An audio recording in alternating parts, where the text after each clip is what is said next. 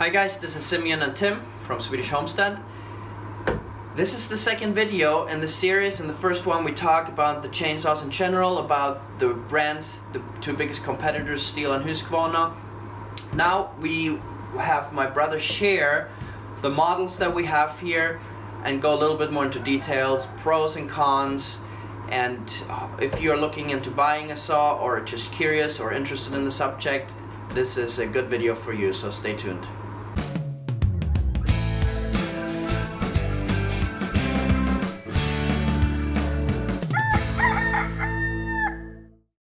Okay, well, walk us through the different models here. You have one saw there that I see that has an extra safety feature, and people have been asking about that when they saw you work with that saw, the trio brake.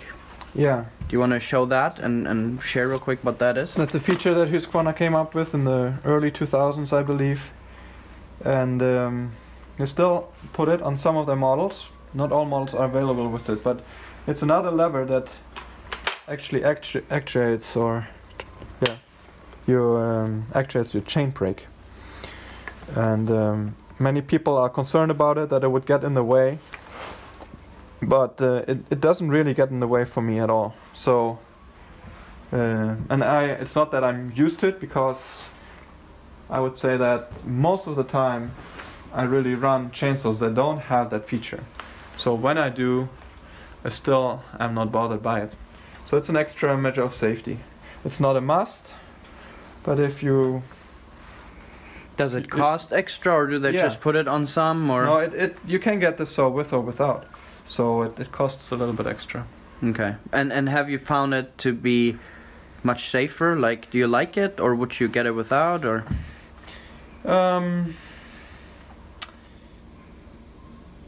I don't know. Like, I don't care to have it when I'm climbing in a tree, because it's another thing that my ropes and stuff can get snagged on. So in the tree I would not want it. On the ground it doesn't bother me. And there's probably been situations where it stopped the chain when it should have, but I mean, it's not like a kickback or something that you should totally avoid. It's just prone to happen, and when it happens, you just release your chain brake and keep going. Of course you should, you know, if you're constantly having kickbacks or you're constantly hitting your chain brake, you need to think of what you're doing wrong maybe, but it's something that happens a lot. So last time we talked about Stihl or Husqvarna. We have both saws here. Actually, I just see you have your arborist saw there. Let's talk about that real quick before we talk about the different Stihl and Husqvarna models. That is not the usual saw that somebody would buy, right? What do you use that one for? That is so-called top-handled chainsaw. And this model, you could, now they have a newer one, but you can also get these with a handle in the back for very light work, like thinning or whatever. But this is called a top-handled chainsaw, where, as with these, you don't have the handle here in the back, you have it on the top. And these are meant particularly for tree pruning or, just tree pruning and tree climbing. And the difference is that obviously the handle's here, and what it does for you is one thing, and that is that your both arms share more of the weight. It's more equally spread out between your arms because the handles are closer together. With these saws, this is a very heavy one.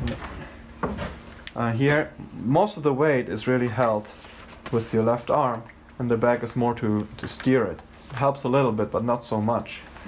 And so it's basically a safety feature for tree climbers. It makes it easier, but also more compact. It doesn't take as much room for me to hold it between me and the stump if I'm tied into the trunk. But you still need both hands to operate it. Well, you can operate it with one hand, and there's people who do it. But then the chain brake... Some more than others, but it's really not recommended. Yeah. Or it depends who you ask. There's quite a debate about that actually. I know I've seen good, really good arborists do it, and they've been fine. Personally, I try to avoid it. There's very few times when I actually do that, and that's when I feel it's safer to make that cut that way. But I really try to avoid it. Okay, so if somebody doesn't have much money, they need one chainsaw on their homestead to cut some firewood, to take down some trees, and basically a little bit of an all-around saw. Which size, what model would you recommend? Maybe of the ones, which one would you pick of the ones that are standing here at the table? Well, I would not pick this saw because it's really meant for tree trimming and tree removals, and meant to be used by experienced and trained people. Yeah, and you just told me earlier, in England you can't actually buy this unless you prove that you are an arborist. Well, maybe you can, but I know, for example, one company, they won't sell it to you unless you can show them that, or somehow prove that you're an arborist. Yeah. Because it's a little bit more difficult to handle and operate. Okay. So I would stay away from that. Let's put it away. Yeah. So then what you see, what we have left here really is, it looks like a whole bunch of saws, but there's only really two different sizes. There's the two that are 60 cubic centimeters, and then three that are in the 50 cubic range. So the Husqvarna with the trio brake, the steel 260, and the Untitled here are all in the 50. Yeah, this one might be a tiny bit weaker. I'm not exactly sure. Okay. Yeah. So the bigger saws, these two, when do you use those? I use them when I'm dealing with bigger trees, and the other ones I use when I'm thinning, mainly. Or when you did the firewood work just now? Yeah. Yeah.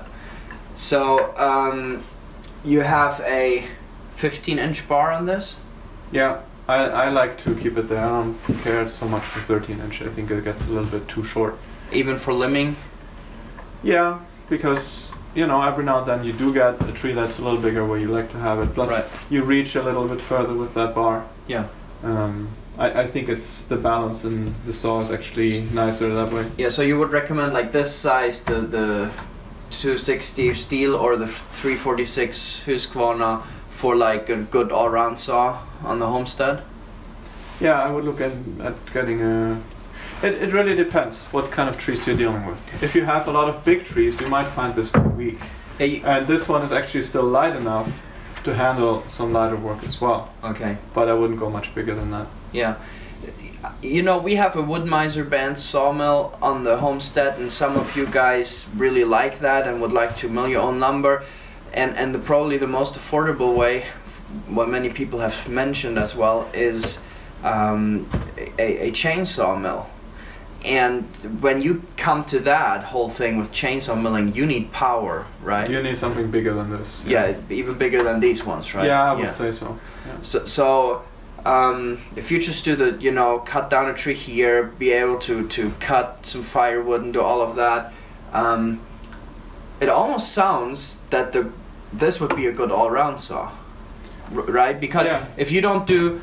This has a little more power, it's a little stronger than these littler ones. If you just buy one saw, you're not as quickly limited with this, and you can take down some bigger trees. You say you can also do smaller work. Yeah. Yeah, I mean, I would have found it to be too heavy, thinning our forest for the firewood. But I had the choice to go to that other one. So. Okay, so but let's say we have a steel and a Husqvarna there. And we have the steel and the Husqvarna here. These are the smaller sizes. These are the bigger sizes. What is your favorite in each size category here? Which one would you pick? I would actually pick the Husqvarnas. In both? Yeah. Okay. I do not care for the steel 260, quite honestly. But they came out with the 261, which is a whole different story. It's much better? Yeah. I think so. I've only ran it a few times. Yeah. But I think it's definitely superior to the 260. Okay. So you would pick the Husqvarna. Why would you do that here? But these are both your saws. When do you use your steel? You have a bigger bar on it. Do you only use it for bigger trees, cutting down? Yeah, I have a 24-inch bar on it, and since I have this one to do most of my work, the Husqvarna, I put the long bar on this one just for cutting down large diameter trees, or larger, and also to have a longer saw bar to use in the tree when I'm cutting down a spar in sections. Okay, last thing real quick, we have to finish this video. Do you know the price tag? Which one is more expensive, steel or Husqvarna with an equal saw? I think it kind of depends where you are at in the world, but I know that here in Sweden steel is a little bit cheaper. How is it with spare parts? I know somebody commented both saws are good, but depending on where you live, you should get one of them, because you should get the one where spare parts and service facilities are easily available. Is that not, you know, obviously that's very important, but are there areas, I mean, we live in Sweden where Husqvarna comes from, but steel, I mean, you can get stuff for steel pretty much anywhere. Yeah, I would definitely say that's a factor to consider. Yeah. If you can have your saw serviced and also come across the spare parts easily. Yeah, because they're both not a bad choice. Yeah. So if you are out of reach for a Husqvarna dealer, I would definitely go with the steel. You have worked at a place before and repaired chainsaws for customers. What was your feeling there? Did the customers have more steel or Husqvarna? How was it with spare parts? Was something more complicated to order? Did it take longer shipping, or was it fine, both? No, I don't think there was really any difference. Was no difference? No. Okay. In the next video, we hope to be able to talk about the two different tool belts that my brother has used in the videos, and you've been asking about that. We'll talk about that. Is there anything you would like to add? Or? No. No? Okay, well, thank you for watching.